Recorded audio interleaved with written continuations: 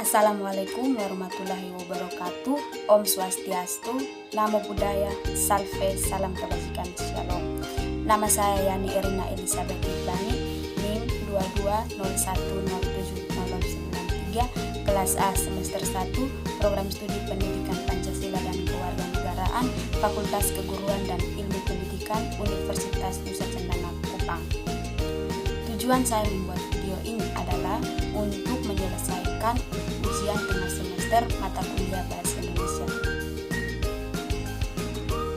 Baik, pokok materi yang akan dibahas yaitu yang pertama, implementasikan fungsi tanda baca dalam kalimat. Yang kedua, implementasikan fungsi huruf kapital dan fungsi huruf miring. Yang ketiga, analisis penggunaan kata berikut, yaitu 1. Besok dan esok, 2. Jam dan pukul, 3. Semua dan seluruh, 4. Adalah, ialah, dan merupakan, 5. Yakni dan yaitu.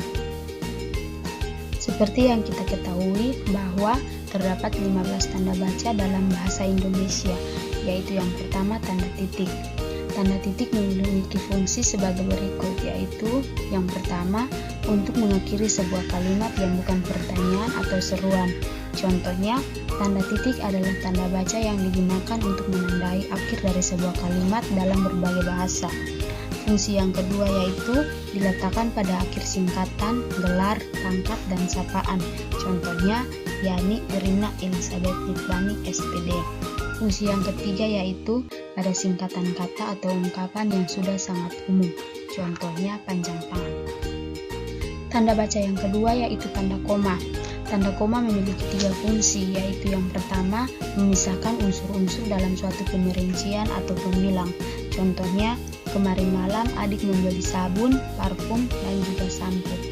Fungsi yang kedua yaitu memisahkan anak kalimat dari induk kalimat apabila anak kalimat tersebut mendahului induk kalimat. Contohnya, karena baik hati, dia mempunyai banyak teman.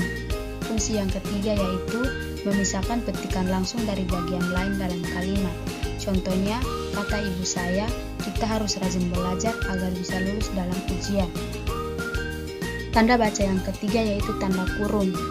Tanda kurung memiliki 3 fungsi, yaitu fungsi yang pertama, mengapit tambahan keterangan atau penjelasan. Contohnya, warga itu belum memiliki KTP atau kartu tanda penduduk. Fungsi yang kedua yaitu mengapit keterangan atau penjelasan yang bukan bagian pokok pembicaraan. Contohnya, sejak Trenggono yang berjuluk Ubud atau nama tempat yang terkenal di Bali ditulis pada tahun 1962. Fungsi yang ketiga yaitu mengapit angka atau huruf yang memerinci satu seri keterangan. Contohnya, dia harus melengkapi berkas lamarannya dengan melampirkan 1. Akta kelahiran, 2. Ijazah terakhir, dan 3. Surat keterangan kesehatan. Tanda baca yang keempat yaitu tanda petik tunggal. Tanda petik tunggal memiliki 2 fungsi, yaitu yang pertama, mengapit petikan yang tersusun di dalam petikan lain. Contohnya, tanya dia, kau dengar bunyi kring-kring tadi? Fungsi yang kedua, mengapit terjemahan atau penjelasan kata atau ungkapan asing. Contohnya, hemisfer atau 2 sisi simetris yang membagi otak besar. Tanda baca yang kelima yaitu tanda petik 2. Tanda petik 2 memiliki 3 fungsi, yaitu yang pertama, mengapit petikan langsung yang berasal dari pembicaraan, naskah, atau bahan tertulis lain. Contohnya, menurut pasal 31 Undang-Undang Dasar Negara Republik Indonesia tahun 1945, setiap warga negara berhak memperoleh pendidikan. Fungsi yang kedua yaitu mengapit judul, syair, karangan, bab, buku bila dipakai dalam kalimat. Contohnya, marilah kita menyanyikan lagu Maju Tak Gentar. Fungsi yang ketiga yaitu mengapit istilah kalimat yang kurang dikenal. Contohnya, dilarang memberikan amplop kepada petugas. Tanda baca yang keenam yaitu tanda seru. Tanda seru memiliki fungsi sebagai ungkapan atau pertanyaan berupa seruan atau perintah yang menggambarkan kesungguhan, ketidakpercayaan, atau rasa emosi yang kuat. Contohnya, ayo segera selesaikan tugasmu. Tanda baca yang berikut yaitu tanda tanya. Tanda tanya memiliki 2 fungsi, yaitu yang pertama, untuk menandakan akhir kalimat pada kalimat pertanyaan. Contohnya, siapa idolamu? Fungsi yang kedua yaitu tanda tanya yang dipakai dan diletakkan di dalam tanda kurung menyatakan bahwa kalimat yang dimaksudkan disangsikan atau kurang dapat dibuktikan. Contohnya, di Indonesia terdapat 740 bahasa daerah. Tanda baca yang ke-8 yaitu tanda hubung. Tanda hubung memiliki 3 fungsi, yaitu yang pertama sebagai pembatas penyisipan kata atau kalimat yang memberikan penjelasan di luar bangun kalimat. Contohnya, Bella menjadi peringkat kedua di kelasnya. Fungsi yang kedua yaitu untuk memberikan penegasan terdapatnya keterangan posisi atau keterangan yang lain menjadikan kalimat lebih jelas. Contohnya, gerakan pengutamaan bahasa Indonesia. Fungsi yang ketiga yaitu dipakai di antara dua bilangan atau kata dengan arti sampai dengan atau sampai ke. Contohnya 10/01/2004. Tanda baca yang ke-9 yaitu tanda pisah. Tanda pisah memiliki 3 fungsi, yaitu yang pertama sebagai pembatas penyisipan kata atau kalimat yang memberikan penjelasan di luar bangun kalimat.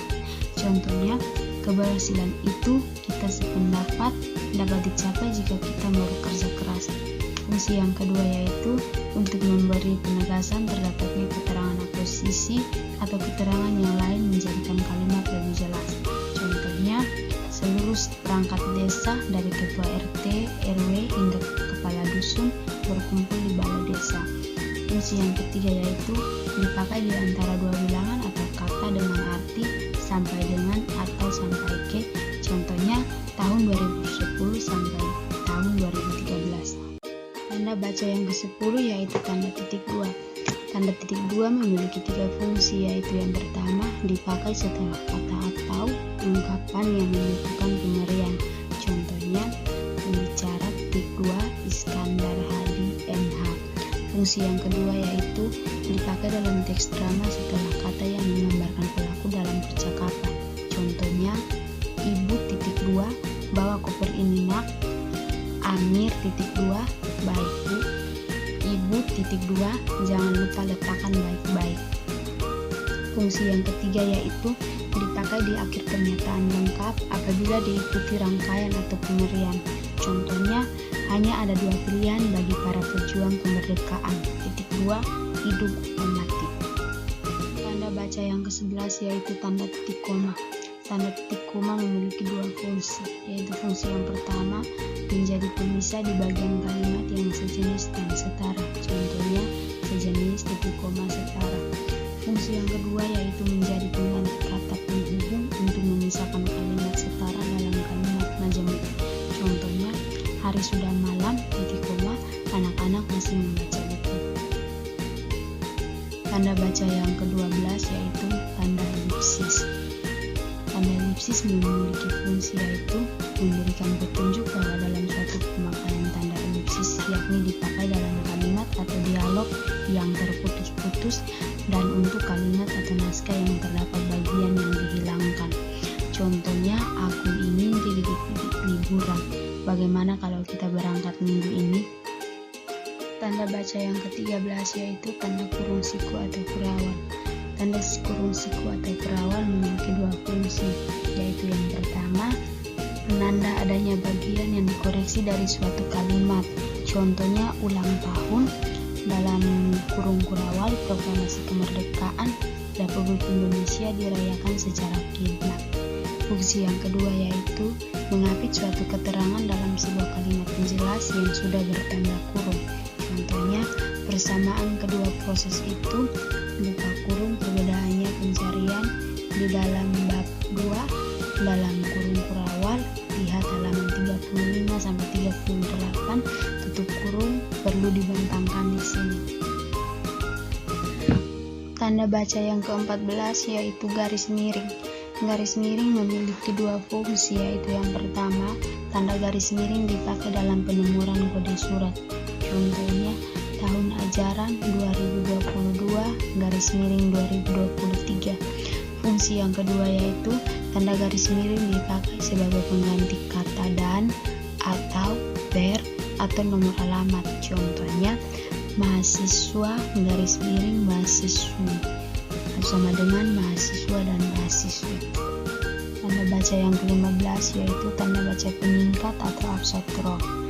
Apostrophe memiliki fungsi sebagai peningkat yang dipakai untuk menggambarkan penghilangan bagian kata atau bagian angka tahun. Contohnya UUD tanda baca apostrophe 45 atau tanda baca apostrophe 45 menunjukkan tahun 1945.